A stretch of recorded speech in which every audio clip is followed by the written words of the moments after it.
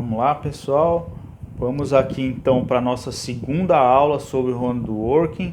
O negócio está ficando bom, está esquentando. A gente vai pegando um pouquinho mais de experiência, vai ficando melhor para fazer esses vídeos. Então vamos lá, dando sequência aqui no texto do professor Dallagnol, ele começa aqui o segundo tópico falando que o Dworkin entende os direitos como trunfos. Trunfos que os indivíduos têm para a sua vida em sociedade. Tá? Vamos abordar essa noção um pouco mais adiante. Vamos seguir a linha aqui que ele está querendo traçar. Quer dizer, retomando aquela questão que a gente falou na aula 1, mostra que o bem-estar social não precisa estar em oposição à questão dos direitos individuais. O bem-estar social não está em oposição aos direitos individuais, por exemplo, às liberdades básicas.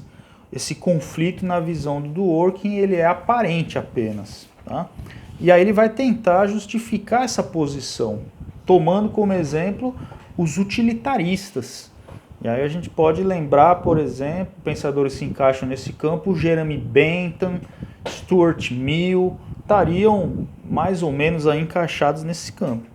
Então ele vai dizer, por exemplo, que o princípio fundamental do utilitarismo é que o bem-estar do indivíduo não pode contar mais que o bem-estar geral, tá? Porque a ideia é uma maximização da felicidade geral. Daí vem aquele princípio do utilitarismo, por exemplo, que o indivíduo ele pode fazer o que ele quer da sua liberdade, na busca do prazer, desde que ele não cause danos a terceiros. Tá? Então, daí vem esse princípio do utilitarismo. Então, o que o Dworkin vai argumentar aqui?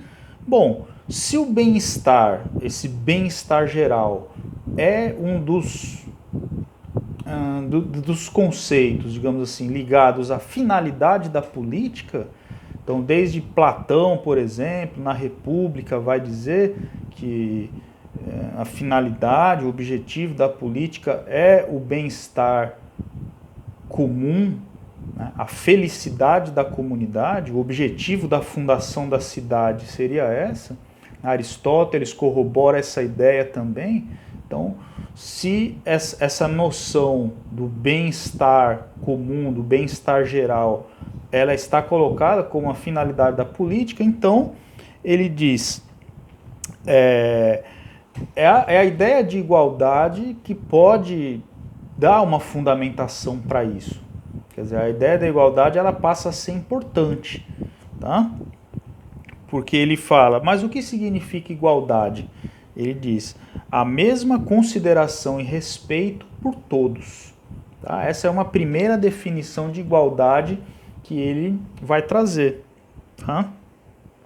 Então ele diz, a noção de bem-estar geral, mesmo aquela defendida pelo utilitarismo como um fim último das ações políticas, ela estaria fundada numa ideia mais fundamental de igualdade. Ou seja, como se a política ela tem que visar o bem-estar geral. Tá? E a partir daí ele vai trazer uma argumentação interessante, já entrando num outro aspecto do seu conceito de igualdade, que é o de igualdade substancial. Tá? Porque ele vai mostrar o seguinte, que se a ideia é a felicidade de toda a comunidade, então não podem haver leis que beneficiem apenas uma parcela da comunidade, concedendo certos privilégios em detrimento das outras. Tá? Digamos assim, nós estaremos numa sociedade profundamente desigual, por exemplo, tá? Em que uns viveriam muito bem, com muito conforto, com muito luxo, e uma grande maioria passando necessidade, por exemplo, não tendo as suas necessidades mínimas satisfeitas. Agora ele diz o seguinte, bom, esse tipo de lei ela não é desejável, mas se alguns indivíduos, devido a certas condições especiais de sua vida, como por exemplo o fato de serem deficientes, ou de o mercado não precisar mais de seus talentos, uma pessoa mais velha, por exemplo, ele fala, tal situação deve ser corrigida pelo Estado. Né? Então, é o que alguns juristas vão chamar de discriminação positiva, tá? Ou que o Aristóteles chamava de proporção geométrica, tá? A ideia da igualdade material. Tá? Então, essa ideia de que se alguns grupos dentro da população não usufruem de uma condição que lhes permita ter o mínimo necessário para uma boa vida, vamos chamar assim, é preciso corrigir tal situação. Tá?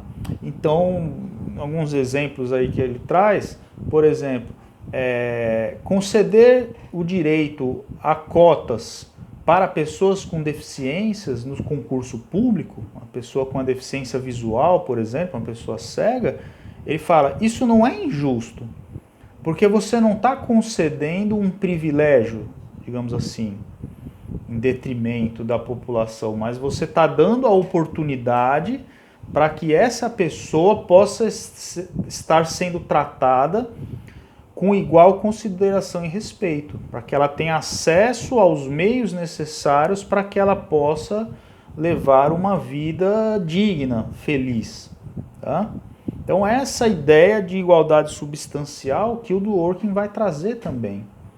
Tá? Então veja, no primeiro momento essa ideia da igual consideração e respeito, e agora a igualdade substancial como uma forma de atingir esse objetivo de tratar todos com igual consideração e respeito.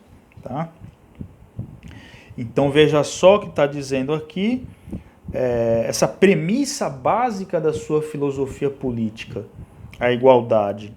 Tá? Então ele fala que o Dworkin, obviamente que ele não é contra a liberdade individual, contra as liberdades básicas. Tá? Ele só vai dizer que esses direitos individuais, eles dependem da igualdade.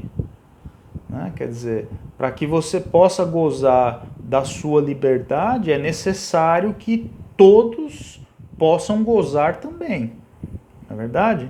Quer dizer, é necessário que todos tenham direito à liberdade para que ninguém possa interferir na liberdade do outro.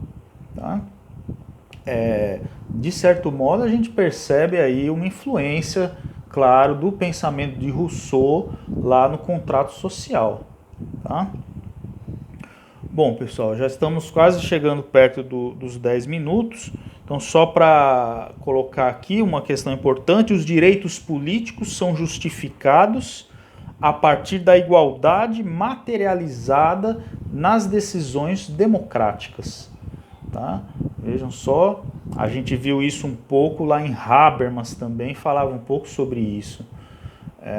Por exemplo, a democracia exige que todos tenham condições iguais de participação. Não é assim? Eu tenho que ter direito ao voto, vocês também, o nosso voto tem que valer a mesma coisa.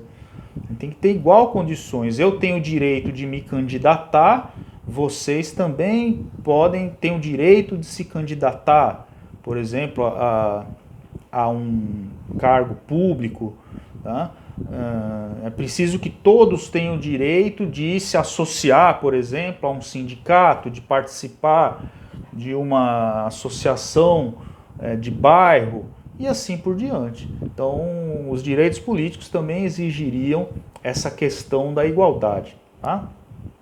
Então, vamos lá, vamos interromper aqui essa parte da aula e aí vamos para a nossa terceira parte.